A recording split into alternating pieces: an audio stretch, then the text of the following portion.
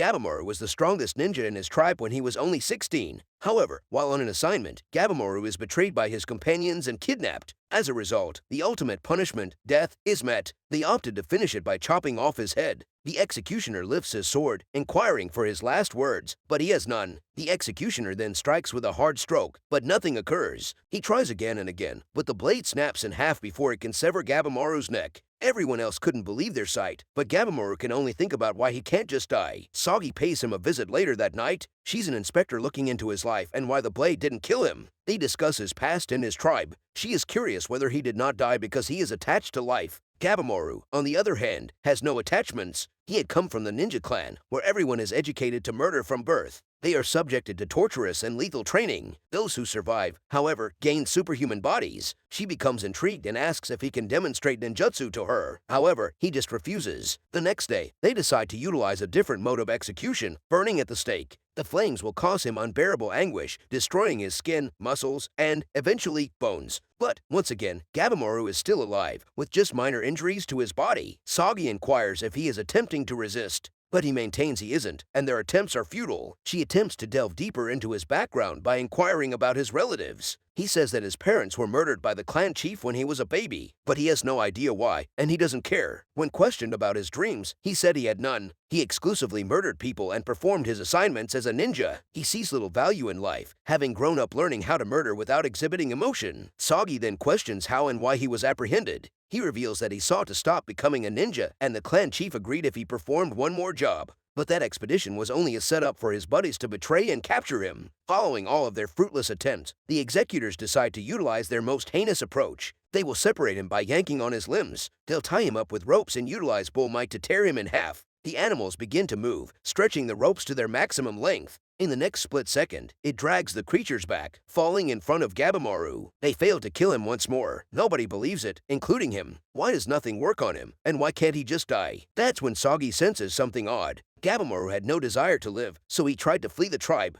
She doesn't understand why he, who doesn't have dreams, wants to leave the clan. He was the strongest in the tribe, so much so that he married the chief's daughter. But marrying her was a living nightmare. She was his polar opposite. She was carefree and naive, and she didn't resemble anybody in their tribe. He couldn't love her since she flipped his life upside down. She bugged him every time he returned home, to take off his shoes while entering the house, forcing him to pray beside you, thank them for the food and convey your appreciation for their life. He was living a nightmare, in his opinion. He realized that if he continued to live with her, he would lose his cool demeanor, and as a result, he would fail the assignments. So he asked the clan head for a divorce and left the clan. Gabimaru had to complete one more task before the commander approved his. That's when they set the trap and caught him. He had been deceived and realized he couldn't flee the village because they would locate him. As a result, he chose to quit up and accept his fate. A guard approaches Sagi later that night. He warned her not to approach Gabimaru because he is dangerous. He is a monster who murdered 20 guys when they attempted to apprehend him. He also discusses rumors that every ninja in his clan is immortal due to drinking the elixir of life. When she learns about the elixir, she becomes even more suspicious of Gabimaru. He claimed to be an empty person, someone who does not cry or shed blood, someone who wishes to be assassinated. When they tried to seize him, he fought back, and she is aware that he has been fighting the execution efforts. Gabimaru begins to consider her comments at the same moment.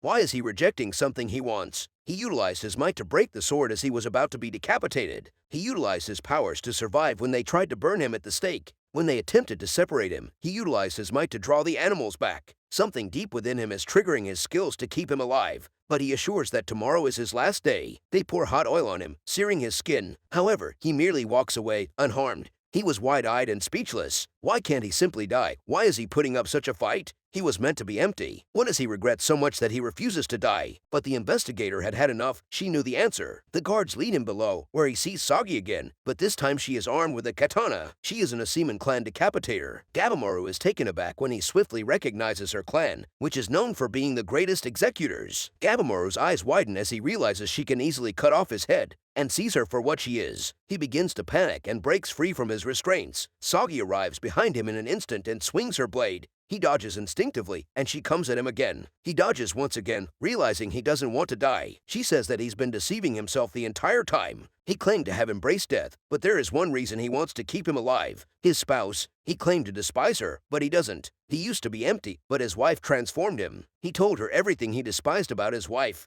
However, those are the things he cherishes the most. He becomes upset and assaults her. His intensely flaming eyes verified Saga's suspicions. He shouts at her to stop talking and charges at her, proclaiming that he is hollow. However, memories of his wife flood his head, assuring him that he is not alone. She was the only one who thought he was nice and not a cruel killer. He didn't trust her comments, but he explains that she knows since he is the only person who can see her face. Women are only considered as something that can produce an heir in their tribe, but she desired to live a normal life. So her father intended to burn her face so she would never have the right to it. Despite this, she never gives up on her ideal and wishes to live a regular life with him. He wasn't persuaded, so she gave him a tiny kiss, making him flush and realize he's not truly empty. Returning to the combat, he swings his sword, saying that he is a heartless monster. But deep inside, he wonders how he got into this mess. He always returned home covered in blood and wounded, and she always took care of him with a grin on her face. And, over time, he realized that he needed to change. She was do better, so he resolved to abandon his ninja identity and live a normal life. But it was then that he was betrayed. He eventually realized that he was living a fantasy that would never come true. Sagi then takes out a scroll of pardon from the shogun. She explains that his offenses would be forgiven and that he and his wife will be safe.